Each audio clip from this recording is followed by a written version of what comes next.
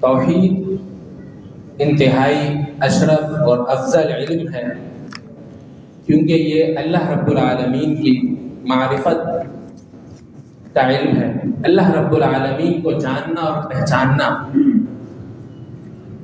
تو انتہائی افضل علم ہے، اور اس سے افضل کون سا علم ہو سکتا ہے؟ کوئی نہیں ہو سکتا۔ اللہ رب العالمین کو جاننا اور اس کو پہچاننا، اور جس نے اللہ کو نہیں پہچانا تو وہ اعلی درجے کا جاہل شخص ہے، بلکہ ایسا شخص جانوروں سے، کیڑے مکوڑوں سے بھی بدتر ہے کہ جس نے اللہ کو نہیں پہچانا، جو اس کا خالق ہے، جو مالک ہے، جو اس کا رازق ہے۔ اور اللہ رب العالمین پوری کائنات کو پیدا کرنے والا، تو اس وجہ سے اس علم کی افضلیت بہت زیادہ بڑھ جاتی ہے، اور اس سے افضل علم کوئی نہیں ہو سکتا کہ انسان جس ذات کے لیے جی رہا ہے، جس کے لیے وہ عبادتیں کر رہا ہے، اپنا جینا مرنا جس ذات کے لیے ہے، اگر اس نے اس اللہ کو نہیں پہچانا تو کسی کو بھی نہیں پہچانا۔ تو انتہائی افضل علم ہے، اور اس تعلق سے، کتاب کے تعلق سے، مؤلف کے تعلق سے گفتگو ہو چکی تھی۔ ایک اور بات قبل اس کے کہ ہم کتاب کا آغاز کریں، میں ضروری سمجھتا ہوں کہ اس پر اشارہ کروں کہ ہم نے پڑھا شیخ الاسلام محمد بن عبد الوہاب رحمہ اللہ کے تعلق سے، ان کی زندگی کے تعلق سے، اور ان کی تحریک کے تعلق سے، جو انہوں نے توحید پر جو تحریک چلائی اور شرک کے بد دروازے کرے اور توحید کا پرچار کیا۔ اور یہ بات عام ہے کہ جب بھی انسان حق کے لیے آگے بڑھتا ہے، حق کو پھیلاتا ہے، تو باطل قوتیں اس کا مقابلہ کرتی ہیں، اس کے سامنے آتی ہیں۔ تو پھر یہی ہوا، اور اس تحریک کو بدنام کرنے کے لیے، لوگوں کو اس تحریک سے دور کرنے کے لیے بہت سی چالیں چلی لوگوں نے، اور اس تحریک کو وہابیت کا نام دے دیا۔ اب یہ وہابیت کا نام کیوں دیا؟ حالانکہ وہابیت کا نام تو کسی صورت میں نہیں بنتا۔ جو دعوت دینے والے کون ہیں؟ محمد، جن کا نام ہے محمد۔ تو وہابیت کا نام کیوں دیا؟ محمد بن عبد الوہاب، دعوت انہوں نے دی، نہ کہ ان کے والد نے۔ یہ تحریک چلائی انہوں نے، لیکن لوگوں نے اس تحریک کو وہابیت کا نام دیا تاکہ لوگ اس سے دور ہوں۔ اس تعلق سے مختصر سی بات یہ ہے کہ جن لوگوں نے جب یہ کام دیکھا، توحید عام ہو رہی ہے، لوگ شرک سے دور ہو رہے ہیں، تو بہت سارے لوگ ہیں جو باطل پرست ہیں اور اسلام کے دشمن ہیں یا پھر اہل سنت کے دشمن ہیں، تو انہوں نے کئی طریقے آزمائے، یا تو ان پر بہتان ترازیاں کری، بہتان لگائے، یا پھر دیگر جو بھی طریقے میں اسے اپنایا، اس تحریک کو بدنام کرنے کی کوشش کری۔ اس نے ایک طریقہ یہ اختیار کیا کہ اس تحریک کو وہابیت کا نام دے دیا۔ اب اگر اس پر غور و فکر کریں تو دراصل یہ لفظ وہابیت کئی صدیوں پہلے ایک تحریک کا، ایک فرقے کا نام تھا، اور اس کا تعلق خوارج میں تھا۔ انہوں نے دیکھا کہ ایک نام، ایک لقب ہمیں پہلے زمانے میں ملتا ہے جس کا ذکر کتابوں میں موجود ہے، اور جس فرقے کو علماء نے اسلام سے خارج اور خوارج میں سے شمار کیا، تو رستمی وہابیت جو تھی، انہوں نے اس تحریک کو وہی نام دے دیا، اور لوگوں کو یہ کہنے لگے کہ یہ تو اسلام سے خارج ہے، اور ان کے تو یہ غلط عقائد ہے، اہل سنت کے دشمن ہے، اور اس طریقے سے، اور وغیرہ وغیرہ کئی قسم کے بہتان لگائے۔ اور دراصل وہ تحریک کوئی اور تحریک تھی جو خوارج کی تھی، جو کئی صدیوں پہلے جن کا ذکر ملتا ہے۔ تو جب اس طریقے سے انہوں نے پرچار شروع کیا، لوگوں کے ذہنوں میں شروع و شبہات آ گئے کہ یہ تو بہت کافر کوئی تحریک ہے، یا بہت زیادہ دین سے دور ہے، اہل سنت کے دشمن ہیں، لوگ ان سے دور ہونا شروع ہو گئے۔ اور بغیر تحقیق کے یہ عام بات ہوتی چلی گئی، اور عموماً ہوتا بھی ہے، لوگوں کی اکثریت جو ہوتی ہے وہ بغیر تحقیق کے جو بات رائج ہو جائے، جو ٹرینڈ چل جائے، اسی پر چلنے لگتی ہے۔ تو ضروری ہے ایسی صورت میں انسان تحقیق کرے اور غور و فکر کرے، پھر وہ کوئی رائے اپنائے۔ ہوا بھی یہی، مسلمانوں کی اکثریت، بہت سارے لوگ اس شک میں آ گئے، شبہ میں آ گئے اور اس تحریک سے نفرت کرنے لگے۔ بہرحال شیخ نے بھی پھر کئی خطوط لکھے اور اس چیز کا انہوں نے ذکر بھی کرا، اور اپنا جو اصول تھا جو انہوں نے کرا وہ سب بتایا کہ میرا دعوت کوئی نئی دعوت نہیں ہے، میری دعوت توحید کی دعوت ہے، شرک کو ختم کرنے کی دعوت ہے۔ لوگوں نے کہا یہ تو بزرگوں کی، انبیاء کی توہین کرتے ہیں، جیسا کہ آج ہمیں بھی کہتے ہیں یہ تو گستاخ ہے اولیاء کے، وہی ساری چیزیں ان پر بہتان لگائے۔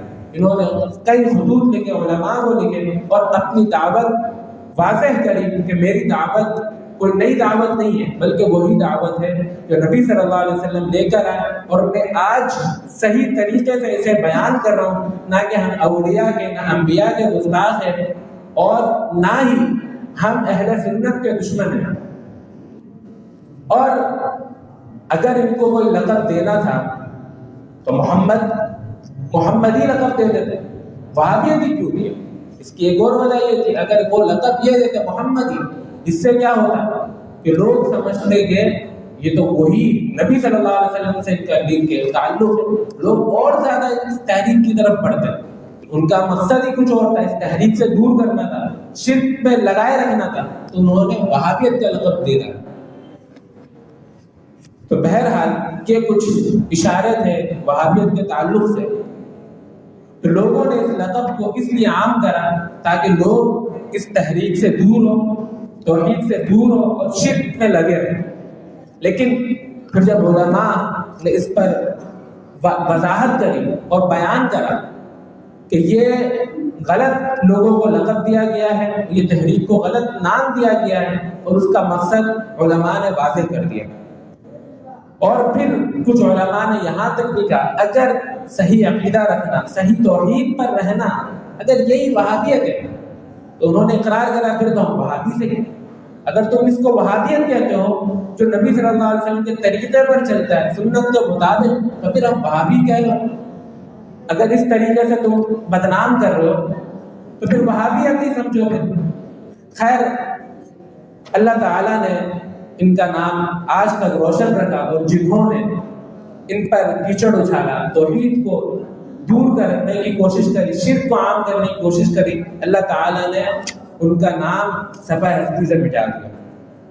کتاب کا آغاز شیخ نے بسم اللہ الرحمن الرحیم سے کیا ہے، اللہ تعالیٰ کے نام سے، اور بسم اللہ سے ابتدا کیوں کری؟ اس میں پہلی بات قرآن مجید کی اتباع ہے۔ قرآن مجید کا آغاز بھی بسم اللہ الرحمن الرحیم سے ہوتا ہے۔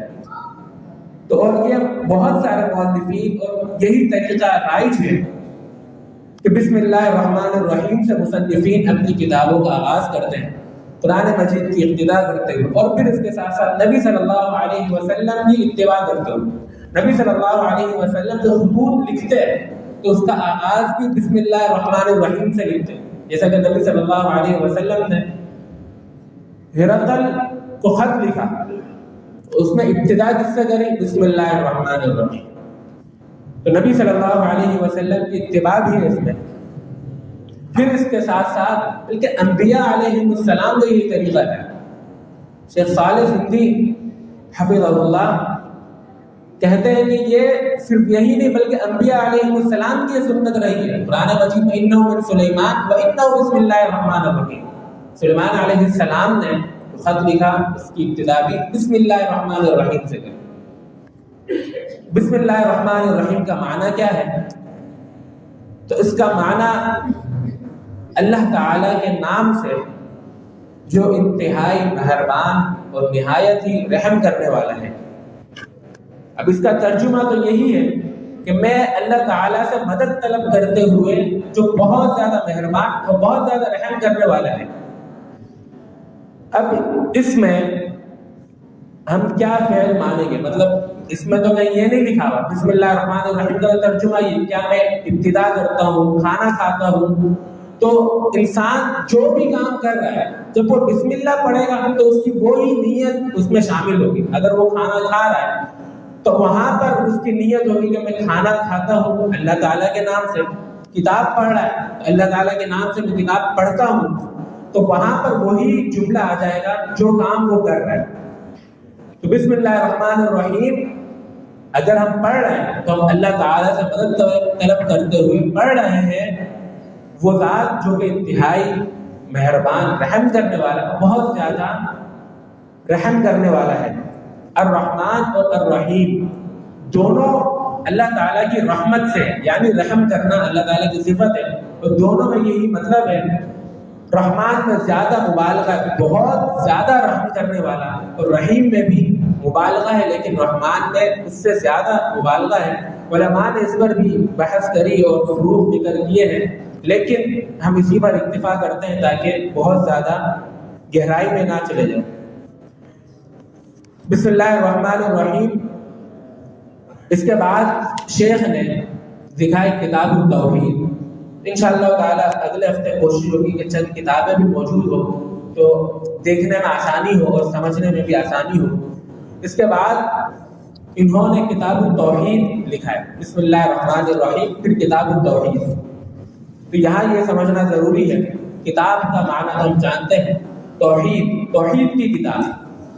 اب توحید لفظ جو ہے اس کا کیا مطلب ہے لغوی طور پر, شرعی طور پر اس کی کیا قسمیں ہیں, اس کے مختصر سی وضاحت کریں گے. پہلی بات, توحید کا لفظ جو ہے وہ شرعی لفظ ہے. نبی صلی اللہ علیہ وسلم کی احادیث میں یہ لفظ ہمیں ملتا ہے.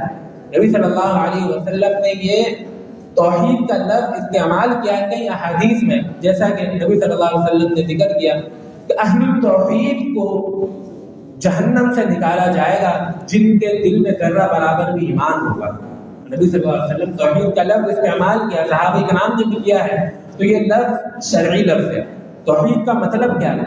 عربی زبان میں توحید کا مطلب ہوتا ہے ایک ماننا, ایک جاننا, ایک ہونے کا عقیدہ رکھنا. اور شرعی طور پر اس کا کیا مطلب ہے؟ افراد اللہ تعالی بما یختص به من الربوبیۃ والالوہیۃ والاسماء والصفات. توحید کا مطلب کیا ہے؟ ہم کہتے ہیں توحید, ذکر کرتے رہتے ہیں, لیکن اس کا مطلب کیا ہے؟ تو آسان سا مطلب یہ ہے اللہ رب العالمین کو اکیلا ماننا, اکیلا جاننا. کس چیز میں؟ جس چیز کے ساتھ وہ خاص ہے. وہ کیا کیا ہے؟ تین چیزیں, ربوبیت, الوہیت, اسماء و صفات. اور اسی سے توحید کی تین قسمیں بنتی ہیں, اور یہ قسمیں علماء نے قرآن و حدیث کو پڑھ کر ان کا استقراء کر کر یہ تین قسمیں ذکر کری ہے, چوتھی کوئی قسم نہیں ہے. توحید ربوبیت, توحید الوہیت, اور تیسری قسم ہے توحید اسماء و صفات. اب اس کا کیا مطلب ہے؟ پہلی قسم توحید ربوبیت. ربوبیت لفظ رب سے ہے. رب کا کیا مطلب ہے؟ رب کا مطلب اگر ہم جاننا چاہتے ہیں تو تین چیزوں کو یاد رکھیں. رب وہ ہے جو خالق ہو, جو مالک ہو, اور جو مدبر ہو. خالق کا مطلب پیدا کرنے والا, اور مالک جو مالک ہے جس کی ملکیت ہے ہر چیز, اور مدبر تدبیر کرنے والا, فیصلے کرنے والا. یہ ہے مطلب تدبیر کرنے کا. اب یہاں پر ہم ایک اور چیز ذہن نشین کریں, اور بار بار آئیں گے. ابتدا میں ہم بالکل آرام سے چلیں گے تاکہ اہم جو چیزیں ہیں اس کو ہم شروع میں ہی کور کر لیں. بار بار ان چیزوں کا انشاءاللہ ذکر بھی ہوگا تاکہ ذہن نشین ہو جائے. رب ماننے کا کیا مطلب ہے؟ یعنی اللہ تعالیٰ ہی خالق ہے, اللہ تعالیٰ کے علاوہ کوئی خالق نہیں. توحید کے دو رکن ہیں, اثبات اور نفی.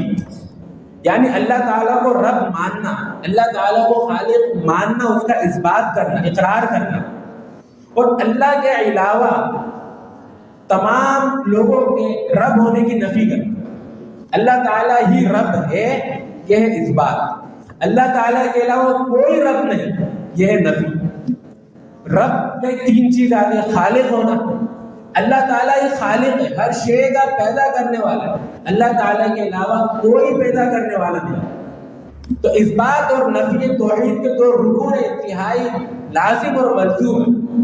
کلمہ آپ دیکھیں وہاں بھی یہی دو رکن ہے، لا الہ الا اللہ، لا الہ کوئی معبود برحق نہیں، یہ کیا ہے؟ نفی ہے، الا اللہ سوائے اللہ تعالیٰ کے۔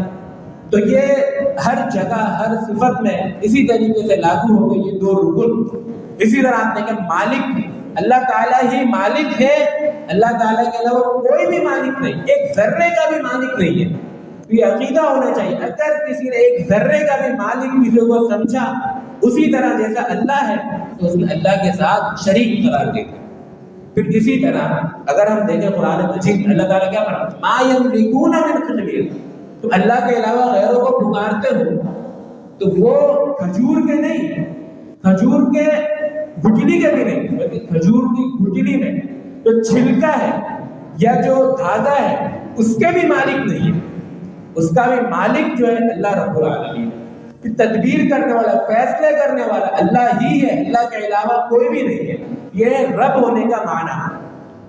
یہاں پر ایک سوال آتا ہے کہ ہم کہتے ہیں بعض اوقات فلاں شخص نے یہ چیز ایجاد کری یا تخلیق کری، تو اس کا کیا مطلب ہے؟ یہاں تو یہ ہے کہ اللہ تعالیٰ خالق ہے، اللہ کے علاوہ کوئی نہیں ہے۔ تو یہاں پر پہلی بات یہ ہے اللہ تعالیٰ خالق ہے۔ خالق مطلب اللہ تعالیٰ نے عدم سے وجود بخشا، ایک چیز نہیں تھی اللہ نے اس کو وجود دیا، کوئی اس کا ذکر ہی نہیں تھا، کوئی چیز ہی نہیں تھی، اللہ نے اس کو وجود دیا، عدم سے وجود میں لایا۔ یہ ہے اللہ رب العالمین کا خالق۔ انسان جو کرتا ہے وہ کیا کرتا ہے؟ اللہ تعالیٰ کی دی ہوئی چیزوں کو جوڑ کر کوئی چیز بنا دیتا ہے، تو اس معنی میں وہ خالق لوگ کہہ دیتے ہیں۔ حقیقتاً جو خالق ہے وہ اللہ تعالیٰ ہے۔ پھر اگر جو انسان جو بناتا ہے جو بھی چیز، وہ اللہ تعالیٰ نے اسے علم دیا، اس علم سے وہ بناتا ہے۔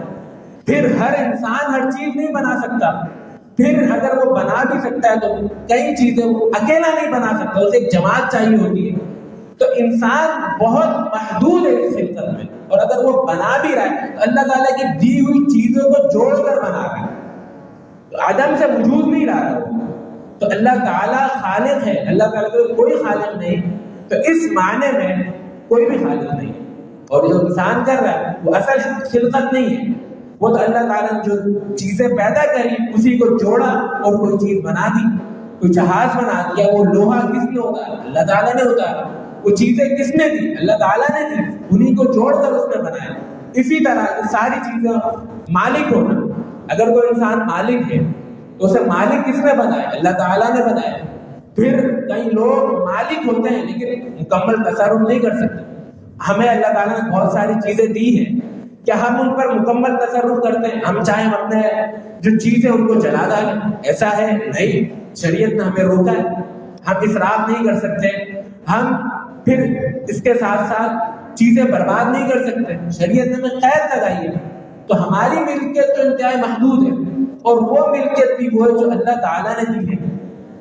اسی طرح تدبیر کا بھی معاملہ ہے، جو ہم سوچتے ہیں اللہ تعالیٰ کے حکم سے، اللہ تعالیٰ کے اذن سے، پھر اس میں بھی ہماری سوچ انتہائی محدود ہو، تو سوچتے ہیں وہ کرنے پر قدرت نہیں رکھتے ہر چیز۔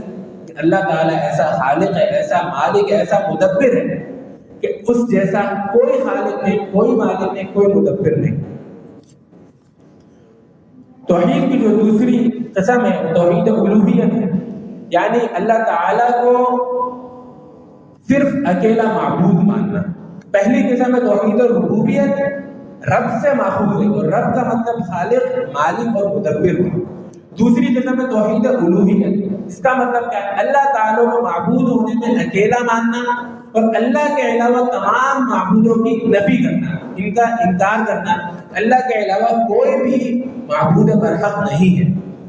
تو یہ توحید الوہیت۔ اور تیسری قسم ہے توحید اسماء و صفات، اللہ تعالیٰ کے جو پیارے پیارے نام ہیں، جو انتہائی عظیم صفات ہیں، اس میں اللہ تعالیٰ کو اکیلا ماننا اور اکیلا جاننا، اور اس کے علاوہ کسی کو بھی اس جیسا نہ ماننا۔ اللہ تعالیٰ خالق ہے، اللہ تعالیٰ سمیع ہے، اللہ تعالیٰ بصیر ہے، کہ اللہ تعالیٰ کے جیسا کوئی سمیع سننے والا ہے کہ اللہ تعالیٰ کے جیسا کوئی بصیر ہے، ہرگز نہیں ہے۔ اللہ تعالیٰ کو ایسا سننے والا ہے کہ سات آسمانوں کے اوپر تمام لوگوں کی باتوں کو بیک وقت ہر زبان میں سن رہا ہے، اور کسی کی آواز اس پر مختلف نہیں ہوتی۔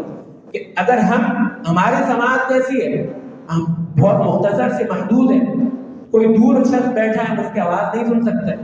پھر اگر ایک ساتھ لوگ بولنا شروع ہو جائے ہم نہیں پہچان سکیں کون کیا بول رہا ہے، لیکن اللہ تعالیٰ ایسا سمیع ہے کہ اسے ایک ایک کی آواز کی پہچان ہے، ہر آواز کو سن رہا ہے، اور اس کا معنی بھی اس کو اللہ تعالیٰ کے علم میں ہے، اور اللہ تعالیٰ جانتا ہے، اور ساتوں آسمانوں کے اوپر وہ سن رہا ہے۔ یہ اس کی سماعت ہے۔ اگر ایک چونٹی ایک چٹان پر اندھیری رات میں بھی چلتی ہے، اللہ تعالیٰ اس کے چلنے کی آہٹ کو بھی سنتا ہے، یہ اس کی سماعت ہے۔ اللہ تعالیٰ کو اس کے ناموں میں اس صفات اکیلا ماننا، اور اللہ تعالیٰ کے جیسا کسی کو بھی نہ ماننا، سب کا انکار کرنا۔ اللہ تعالیٰ کے جیسا کوئی سمیع نہیں، کوئی بصیر نہیں، اور اللہ تعالیٰ تمام اسماء میں اور تمام صفات میں اکیلا ہے، اور اس کا کوئی شریک نہیں ہے۔ یہ توحید اسماء و صفات، اس کتاب کا جو اصل موضوع ہے وہ توحید الوہیت ہے۔ توحید ربوبیت اور توحید اسماء و صفات پر بھی تھوڑی بہت گفتگو ہے، لیکن اصل مقصد جو ہے توحید الوہیت۔ کیوں؟ کیونکہ توحید ربوبیت کو تو بہت سارے لوگ مانتے ہیں، مشرکین بھی مانتے ہیں۔ وَلَئِن سَأَلْتَهُم مَّنْ خَلَقَ السَّمَاوَاتِ وَالْأَرْضَ لَيَقُولُنَّ اللَّهُ، اگر آپ ان سے پوچھیں آسمان و زمین کو کس نے پیدا کیا، وہ کہیں گے اللہ تعالیٰ نے پیدا کیا، وہ یہ مانتے تھے۔ تو اللہ تعالیٰ نے پھر بھی انبیاء بھیجے، وہ اس توحید ربوبیت کو ماننے کے باوجود بھی کافر اور مشرک ہیں۔ وجہ کیا تھی؟ وہ یہ تو مانتے تھے اللہ تعالیٰ خالق ہے، اللہ تعالیٰ مالک ہے، اللہ تعالیٰ پیدا کرنے والا ہے، لیکن ان ساری چیزوں کے باوجود عبادت صرف ایک اللہ کی نہیں کرتے تھے۔ عبادت اللہ کی بھی کرتے تھے، غیروں کی بھی کرتے تھے۔ عبادت میں اللہ کو شریک قرار دیتے تھے، اللہ کے شریک مانتے تھے۔ تو اس وجہ سے اللہ رب العالمین نے انبیاء کو بھیجا، توحید الوہیت اسی کو دلیل بنایا۔ قرآن مجید میں پہلا حکم ہے یا ایھا الناس اعبدوا ربکم، اے لوگوں اللہ تعالیٰ کی اپنے رب کی عبادت کرو۔ اب رب کون ہے؟ اللہ تعالیٰ نے کیا دلیل دی؟ الذی خلقکم، اس نے تمہیں پیدا کیا، تم سے پہلے لوگوں کو پیدا کیا۔ یہ بات کیوں کری؟ کیونکہ ان کا علم تھا، ان کا یقین تھا کہ پیدا کرنے والا اللہ تعالیٰ۔ توحید ربوبیت کو وہ مانتے تھے، اقرار کرتے تھے، لیکن توحید الوہیت کو وہ شرک قرار دیتے تھے۔ تو اس وجہ سے اللہ تعالیٰ نے انبیاء کو بھیجا، ان کی اصلاح کری، اور یہی شرک آج بھی بہت زیادہ عام ہے، اور اس میں بہت زیادہ کمی پائی جاتی ہے، بہت زیادہ شرک کسی بات میں کیا جاتا ہے۔ اس وقت بھی یہ بہت زیادہ رائج تھا، اللہ تعالیٰ کے ساتھ شرک کرنا، غیروں کو، قبروں کو سجدہ کرنا، ان کی عبادت کرنا، ان کو وسیلہ قرار دینا۔ تو اس وجہ سے توحید الوہیت پر اس بات میں ایک عظیم کتاب شیخ نے ترتیب دی، اور بہت زیادہ ایک اچھی تدقیق کے ساتھ اس کے ابواب مرتب کرے ہوئے، ایک کے بعد ایک بات دوسرے سے لنک کرا، اور انتہائی عظیم کتاب ہے۔ تو انشاءاللہ تعالیٰ اس پر مزید گفتگو کریں گے۔ خلاصہ کلام یہ کہ توحید کا معنی اور توحید کی تین قسمیں ہم نے بیان کری، توحید ربوبیت، توحید الوہیت اور توحید اسماء و صفات۔ مزید انشاءاللہ تعالیٰ اس پر آگے گفتگو کریں گے۔ اللہ تعالیٰ میں سمجھنے کی اور عمل کرنے کی توفیق عطا فرمائے۔ السلام علیکم ورحمۃ اللہ وبرکاتہ۔